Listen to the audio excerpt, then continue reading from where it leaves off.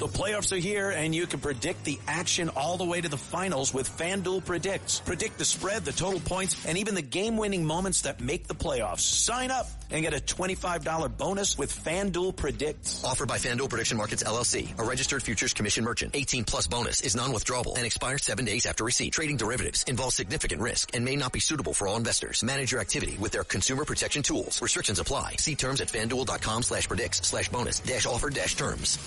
Listen, all you New Yorkers.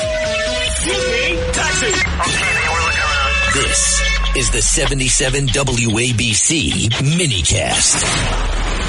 And now let's go to Alan Dershowitz. Absolutely, Professor Dershowitz. This guy has just been charged, 3 counts, one of them including attempted assassination of the president, which is a life sentence in federal terms.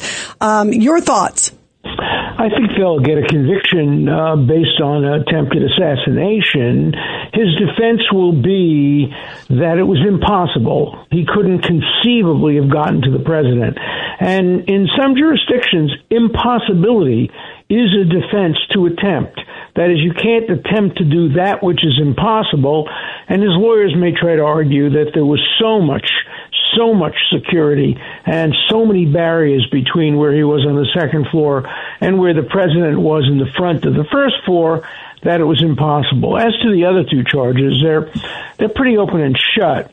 Now, they haven't charged him, of course, with discharging the gun because they either don't know or they don't want to tell us yet whether or not the gun that he discharged actually is the one that hit the agent. I have to tell you, though, after teaching criminal law for 50 years, that doesn't matter. You can be charged with assault if you start firing and then in response somebody fires and hits the agent. The person who started the fusillade can actually be charged with the assault even if it wasn't his bullet. So I think they got him pretty much cold on the issue of transporting the gun and also firing the gun if they do charge him. And I suspect that Jeanine Pirro, who's a very good prosecutor, will increase the charges, and there'll be even more. This guy will probably never see daylight again. You know, Professor Dershowitz, the other thing I thought is also like a mental incompetency, but it's interesting. They walked through today, and I want to hear from your thoughts and the judge and everybody else on the methodically how it was premeditated and planned, that he booked the hotel room April 6th. The event was the 25th. He got on the train, they said the 21st, and he reserved it for 3 nights. When did they find out? When was the announcement that they're going to He announced that Trump announced March 2nd that he would be attending for the first time. So about a month later, he books it, and it's about a month before the event, a few weeks before, and he books it, John, for 3 days. So he planned, he got in apparently the day before, checked in, they said at 3:00. And then he was planning to stay for those 3 nights, and then also took the train from California on the 21st to Chicago. He gets into Chicago on the 23rd, gets into D.C. on the 24th, and goes right to it. Why the train? They don't check for guns. Not checking. And they also said the guns were purchased, to John's point, in California. Yeah, and he had to transport the guns. This is an open and shut case on the issue of insanity. I don't even think he has enough to get an instruction. So I think you can assume that there will not be an insanity defense, that he will not be able to succeed on his other defenses, as I said, conceivably maybe on the most serious charge, attempted assassination of the president, but I don't suspect that will work. Now, he's going to get a D.C. jury, probably, unless they decide to indict him in California for the transportation. I think they're going to probably get him in D.C. And in D.C., you just never know what a jury, which is going to be very anti-Trump, would rule. So, the conceivable possibility of kind of jury nullification, I think it would be very tough in a case like this. So I suspect we're going to see a conviction. I also suspect we're going to see some changes in the security issues surrounding events like this. He never, ever should have been allowed into the hotel with guns without going through some kind of a metal detector. I mean, if he comes in 3 days ahead of time or 2 days ahead of time, and if it's in his luggage, nobody's going to. There's not a single hotel that checks luggage. Right. Well, of course not, but you should if the president's going to be speaking in 3 days. Every hotel doesn't have the president there. And I think, it's interesting. I happen to have been, this is a tremendous coincidence, I happen to have been in the hotel the day that Reagan was shot. Oh, my God. Wow. I was making a speech for the United Jewish Appeal, and I had finished. It was a breakfast speech, and I was up in my room watching a rerun of All in the Family, and suddenly they stopped the rerun and said, oh my God, the president's been shot, and they wouldn't let me out of my room. I had to stay in my room for several hours, and I missed the train back to where I was going. But I'm Zelig. There I was when that happened. I also stayed at the Watergate Hotel the week of the break-in at the Watergate. Definitely Zelig. Definitely Yeah. Zelig. Let us know where you're staying next time. Yeah, give us a heads up. Don't please. travel with Alan.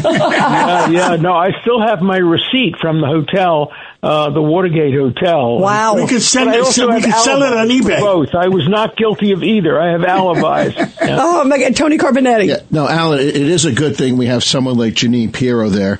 Because Alvin Bragg would charge him with trespassing and disorderly conduct. No, he'd say, have a good he'd be day. out in 3 hours. Yeah, have a good day. Contemplation of dismissal. Right. ACD. Well, Janine is a terrific. She'll do a professional prosecution. I've known her for years and years and years and years.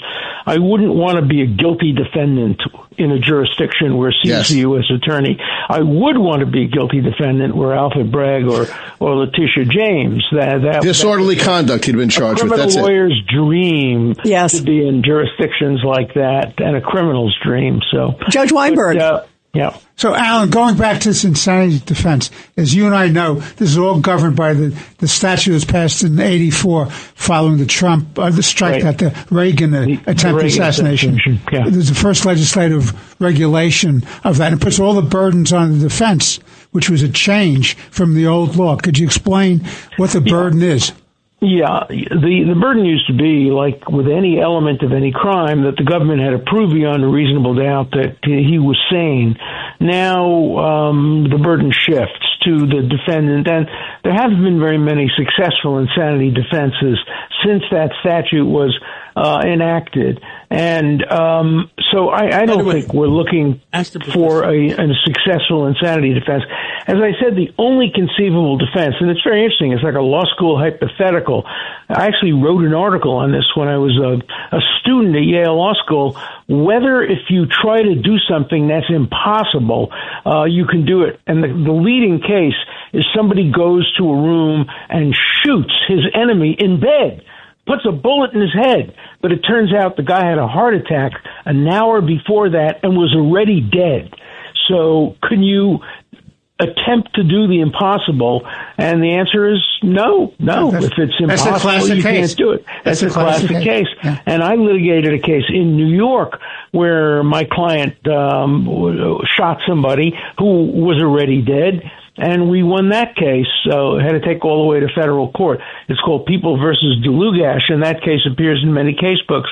That was one of my first cases as a young lawyer, and I won it in the appellate division. Then we went up to the New York Supreme, and then we went to federal court, and ultimately he was acquitted. Wow. Before we let you go, real quick on redistricting, the Virginia Supreme Court was listening to arguments today, and they were apparently pounding the Democrats, calling it a blatant power grab. Some of the arguments. Yeah. So what do you think? Was it the United States Supreme Court on Texas? Yes. Yes, the United States Supreme Court upheld this was the Virginia. This is the Virginia case in front of Virginia court. Now, the Supreme Court will not probably take this case.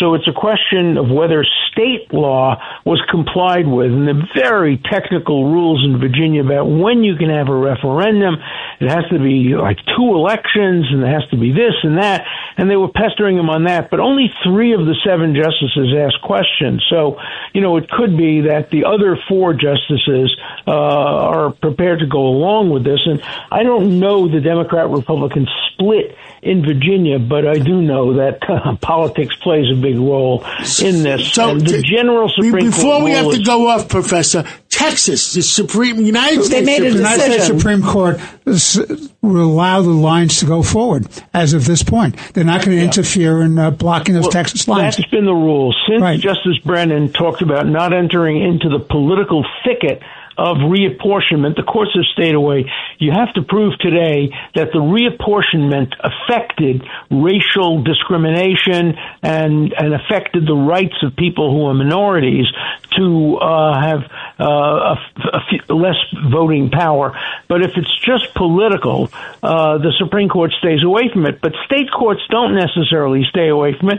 And there is a provision in Virginia law that does prohibit the use of reapportionment to obtain partisan political advantage. So it's not a shoo-in that they'll win in the Virginia court, but it is a shoo-in that if they lose in the Virginia court, they will not win in the United States Supreme Court. So you got your constitutional law lesson for today. Thank you. We appreciate that. So Professor, we love you. Thank you very much. Thanks for having me. Always a pleasure. Thank you.